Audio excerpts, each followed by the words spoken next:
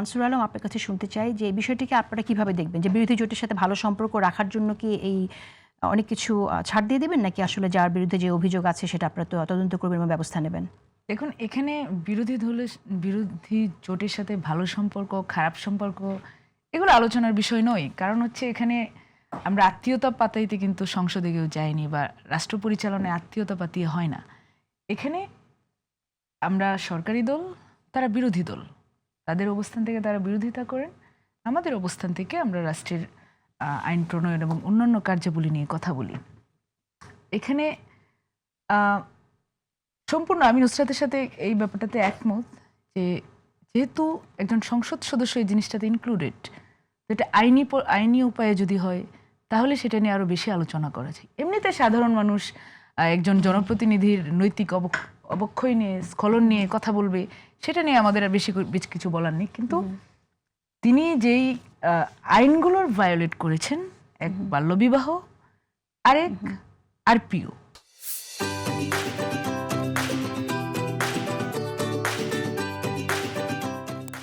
যেখানে সরাসরি তিনি অসত্য তথ্য হলফনামায় দিয়েছেন।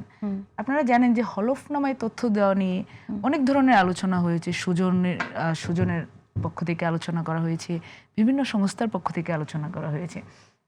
তো সেই জায়গাগুলো থেকে এবং বিরোধী জোটের পক্ষ থেকেও কিন্তু কয়েকদিন পরপরই বলা হয় অনেক কিছু, ঋণখেলাপিরা আছে। যদিও এ ব্যাপারে আমাদের মাননীয় স্বরাষ্ট্রমন্ত্রী তিনি বলেছেন যে ঋণখেলাপি কেউ সংসদে নেই, যারা ঋণখেলাপি হতে পারতো বা হয়েছে তাদেরকে কিন্তু সংসদে আসতে দেওয়া হয়নি, জনগণ আসতে দেয়নি, তারা তাদের মনোনয়ন বাতিল করা হয়েছে। এবং মনোনয়ন বাতিল করানোর ফলে অনেকেই কিন্তু সুবিধাপ্রাপ্ত হয়ে সংসদে এসেছে, না হলে হয়তো তাদের সম্ভাবনা ধারে কাছে তারা থাকতো না।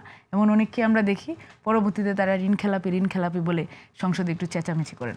কিন্তু সবচেয়ে বড় ব্যাপার যেটা হচ্ছে যে এই যে ঋণখেলাপি নিয়ে আলোচনা করে বারবার, তাহলে কি এই যে তাদের পক্ষ থেকে হলফনামায় অসত্য তথ্য, এটা নিয়ে কি তারা আরো বেশি করে কথা বলবে না? আমরা কি আগামীতে, বা এখন পর্যন্ত আমরা এখানে এ ধরনের কোনো স্টেটমেন্ট কিন্তু আমরা বিরোধী জোটের বন্ধুদের কাছ থেকে পাইনি।